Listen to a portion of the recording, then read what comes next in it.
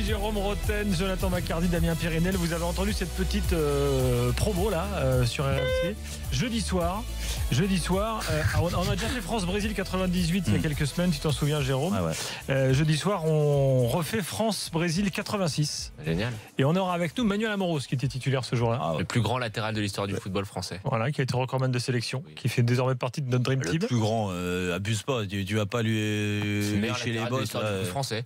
Le plus grand. Écoute, moi, je suis pas loin de penser comme Jonathan. Hein. Le plus grand. Ah bah ouais mon gars. Excuse-moi. Vas-y, donnez des noms. Latéral. Ouais, meilleur qu'Amoros. Je sais pas, Thuram. Lisa. Non. Amoros c'est meilleur. Et Sagnol, il était fort, il était bon aussi. Amoros c'est meilleur. Mais sans Amoros, pas tout ça. Amoros c'est le meilleur. Parce que je pense qu'à l'époque c'était tellement alors on peut désert. peut-être se cantonner à son côté alors éventuellement. Il a joué des deux. Ça a été l'idole d'Eric Dimeco. Il était bon des deux. Et c'est vrai qu'il jouait des deux côtés en plus. Le numéro 1 c'est Amoros et le numéro 2 c'est Eric. Le numéro 2 c'est Thuram pour moi. Et Taïwo pas non, il est Thuram, il en a eu des bons quand même. Attends, Jurietti, il a joué au moins de 30 secondes dans l'équipe de France. Kurzawa, François Clair. Non, mais j'ai joué avec Cyril Roll. Numéro 1 Amoros, numéro 2 Eric Dimeco et numéro 3 Cyril Roll. Avant de parler de la Russie, les gars, donc ce sera jeudi. Jeudi, le match en intégralité, prolongation. Bon, on sait comment ça se termine. On sait qui marque le tir au but décisif, mais c'est quand même sympa de revivre tout ça parce que c'était un match avec des rebondissements dans tous les sens. Et donc on fait l'after sur le débrief du match.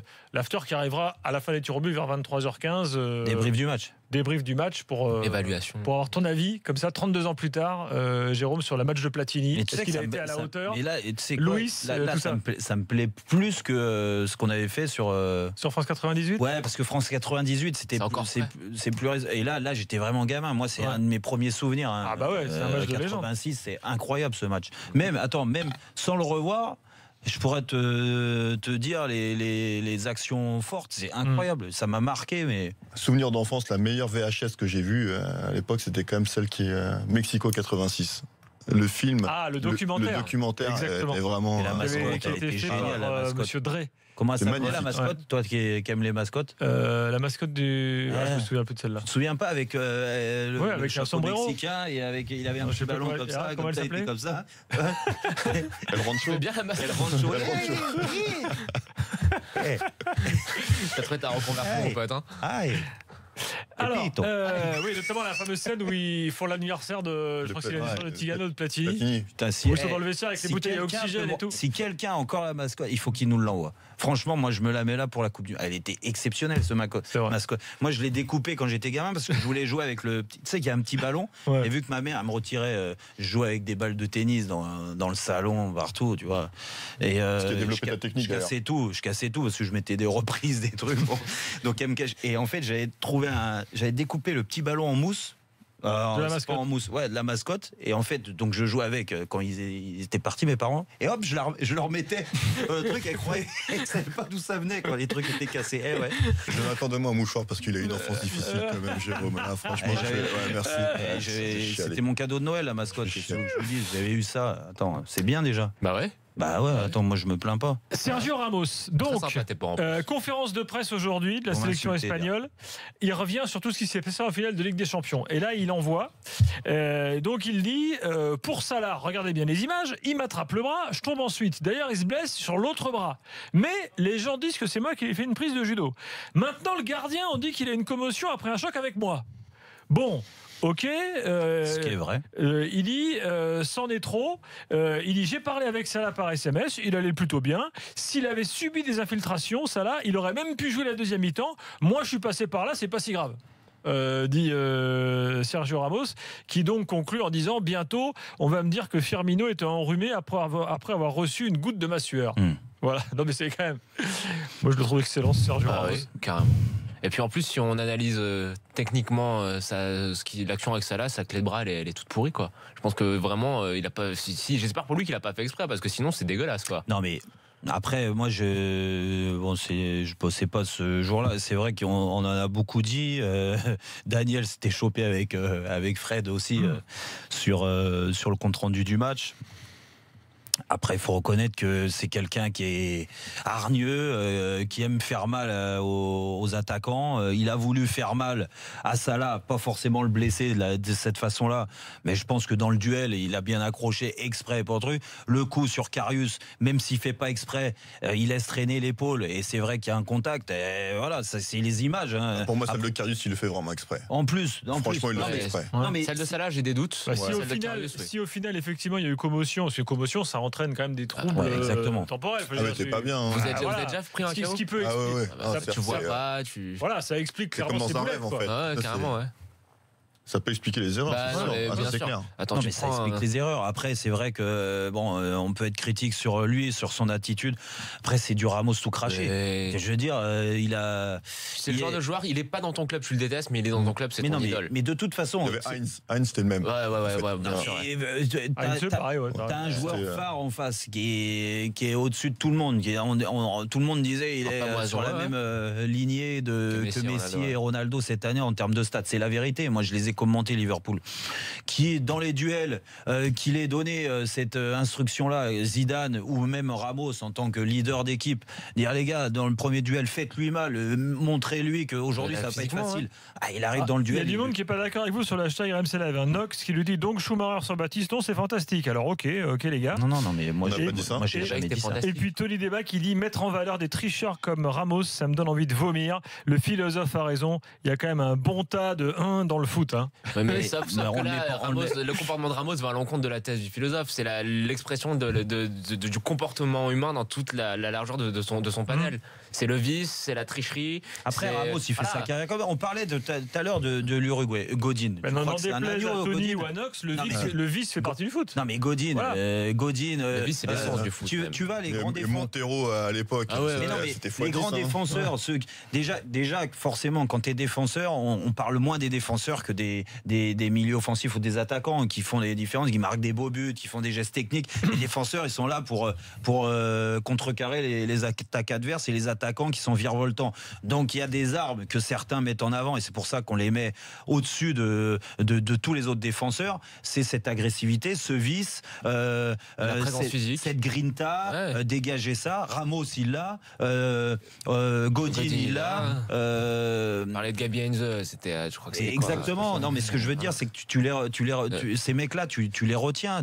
Après, oui, tu t'aimes pas les avoir contre toi. Tu sais, Jérôme, il y a un truc, c'est que en plus d'être bon, ça là, il dégage une espèce de sympathie. Parce que c'est le nouveau joueur un petit peu qui arrive, qui peut un petit peu sortir les gens de la lassitude de toujours voir Messi, Ronaldo, Ballon d'Or. Donc il y a eu une espèce de code de sympathie qui s'est dégagée. Et donc forcément le mec qui est au contact avec lui lors de sa blessure, il passe pour un salopard. Mais la vérité, c'est que Sergio Ramos, quand on refermera le livre de sa carrière et qu'on fera le bilan avec un petit peu de recul, on considérera que c'est probablement le plus grand défenseur de l'histoire du foot. Est-ce que tu sais comment s'appelait la mascotte de 86 ? Elle s'appelait Piqué. Piqué. Exactement. Comme le joueur. Mais je te dis, et si quelqu'un nous écoute, et il l'a, franchement. Elle avait une moustache et un sombrero. Faites-moi ce cadeau. Tout le black tag, tu peux t'en acheter une sur eBay. Attends. Mais où tu l'as son nom venait de Picante, les sauces épicées au Mexique. Ah, ben c'est mercantile encore ça. Voilà. Piqué. Voilà. Et donc, pour finir, regarde, fini parce qu'on va en Russie après. La défense italienne, qu'on disait la dureté, Chiellini, Bonucci, Barzagli. Barzagli non moins, mais Chiellini, Bonucci. Mais excuse-moi, mais les trois, s'ils peuvent te manger sur la tête, ils le font. Hein. Donc, tout à fait. Mais toi, ce qui est sûr, par exemple, c'est que je vois pas Varane faire ça à Salah. Exactement. Non, parce Varane, que fait pas ça. Non, mais c'est pas le même genre de défenseur. Mais pour faire le joueur qui joue à côté de Varane devra peut-être le faire. Voilà. Ça, c'est sûr, sans aucun doute. Messieurs, on va accueillir Julien Colling qui est en Russie, journaliste installé sur place, qui suit l'actualité du football russe. Et il y avait un match des Russes aujourd'hui, match amical contre la Turquie, 1-1, qui s'est joué à Moscou. Julien, bonsoir. Bonsoir à tous. Bonsoir. Alors il y a un petit décalage parce que tu es loin, parce que tu es donc à Moscou. Julien, est-ce qu'à une semaine de la Coupe du Monde, on a l'impression que ça a déjà démarré ? Est-ce que c'est un peu la folie dans les villes russes ? Il y a des drapeaux partout, déjà des supporters avec les maillots, ou alors pas grand-chose ? Honnêtement, je ne veux pas vous décevoir trop, mais pour l'instant, l'engouement n'est pas énorme pour l'instant en Russie sur cette Coupe du Monde. Alors ça commence un peu à se mettre en place tout de même. Je crois que le reporter aussi, Antoine Arlot, le mentionnait tout à l'heure. Ouais. Il y a plus de publicité maintenant dans les rues, il y a plus de panneaux, ça commence un peu à se mettre en place au niveau du merchandising aussi, des produits dérivés. On voit des petites poupées russes, par exemple, à l'effigie du mondial dans les magasins depuis pas longtemps. Ça a mis beaucoup de temps à se mettre en route et clairement, c'est quand même assez loin de ce qu'on a pu voir au Brésil, évidemment, ou même en France à l'Euro ou en Afrique du Sud. Il n'y a pas un engouement non plus monstrueux pour ce mondial en Russie. Au-delà de peut-être Saint-Pétersbourg et Moscou, les deux plus grandes villes qui sont des mégapoles. Dans les plus petites villes, c'est un peu plus limité, quoi. Donc il faut peut-être attendre l'arrivée des supporters étrangers qui vont quand même venir en nombre en Russie, c'est prévu, pour un peu mettre la couleur et l'ambiance. Et sachant que par exemple à Moscou aussi, la fan zone principale, la fan fest n'est même pas encore terminée, quoi. C'est-à-dire que c'est près de l'université de Moscou et c'est encore en travaux, donc il y a pas encore, c'est pas encore tout à fait prêt. Et voilà, donc mais je pense que là il y a encore 9 jours à attendre. Ça va monter en puissance, mais voilà, c'est pas encore fou non plus, quoi, à ce niveau-là. Julien, le match aujourd'hui, la Russie-Turquie, un partout. Quel est le degré de confiance des Russes en vue de la Coupe du Monde? Je parle sportivement là. Ouais. Bah, c'est justement assez lié, c'est-à-dire que bon, effectivement, un match nul un partout contre la Turquie, qui est, rappelons-le, une équipe qui n'est pas qualifiée pour le mondial. Mais c'est quand même beaucoup mieux que les 3 matchs précédents parce que la Russie restait sur 3 défaites. Donc contre le Brésil 3-0, ils se sont fait écraser et laminer. Contre la France, on s'en souvient à Saint-Pétersbourg où il y avait eu quelques bonnes choses, mais quand même une victoire assez large défoncée. Et surtout contre l'Autriche il y a quelques jours où ils ont perdu 1-0, un match très terne. Donc ce soir c'était un peu mieux. C'est d'ailleurs ce qu'a dit le sélectionneur Tchéchessov après le match, c'est-à-dire qu'il y avait beaucoup plus d'animation offensive et plus de combats également voilà, dans ce match. Donc c'est peut-être assez rassurant finalement pour les supporters, sachant que le premier match de la Russie c'est contre l'Arabie Saoudite en ouverture. C'est leur match largement le plus abordable du premier tour évidemment. Donc ça peut peut-être aussi lancer les Russes socio qualitatifs dans le jeu pour un bon premier match. Parce que pour eux, évidemment, l'objectif, qui est assez difficile d'ailleurs, c'est de passer le premier tour. Et donc pour ça, il faudra absolument battre en largeur, si possible, l'Arabie Saoudite, quoi. Donc je pense que les supporters russes sont un peu rassurés par le match de ce soir. Et c'était aussi la teneur dans les médias là et au niveau des réactions des joueurs et du sélectionneur. Pour conclure, Julien, raconte-nous cette histoire des Cosaques qu'on a rappelé pour assurer la sécurité lors du mondial. C'est quoi cette histoire là? Bah oui, c'est une histoire russe assez qui étonnera pas forcément les gens qui suivent un peu la Russie, qui connaissent la Russie, mais c'est assez fou. C'est-à-dire que les Cosaques, c'est des très anciens gardes, on va dire, à cheval, qui datent du XVIIe siècle, et ils ont toujours continué à exister au fil des siècles. Et quand ils sont en tenue, tout ça, ils sont montés à cheval, et donc c'est un peu folklorique, mais c'est un peu flippant également, dans la mesure où effectivement c'est la ville de Rostov. Donc une des villes hautes de ce mondial qui a décidé, c'est l'Amérique qui a décidé de faire appel à des gardes cosaques qui sont un peu un corps indépendant comme ça, rattachés à l'armée mais qui sont indépendants pour sécuriser le mondial. Sauf que les Cosaques sont un petit peu, on va dire, c'est pas que folklorique, c'est également un petit peu étrange dans la mesure où il y a eu un reportage à la télévision russe qui est passé où les Cosaques disaient que s'ils voyaient par exemple des supporters s'embrasser, 2 hommes s'embrasser, ils le diraient à la police. Donc il faudra faire attention si les supporters LGBT nous écoutent. En tout cas, voilà, ces Cosaques-là, on a fait appel à eux, mais c'est typiquement russe en fait. Voilà, c'est des trucs assez anciens. Qui peuvent étonner du premier coup d'œil, mais rien n'est trop étonnant aussi. Voilà. Merci Julien. La Coupe du Monde, c'est dans un peu plus d'une semaine. Donc voilà, la Russie, bon, ils vont pas gagner, on va pas se mentir. Ce sera déjà un exploit de sortir du groupe. Oui, puisque attention, l'Égypte, c'est pas un groupe. C'est ça, ouais. Égypte-Uruguay semble peut-être au-dessus des Russes. Est-ce qu'il y aurait normalement ils sont avantagés avec le tirage maison aussi, tu vois?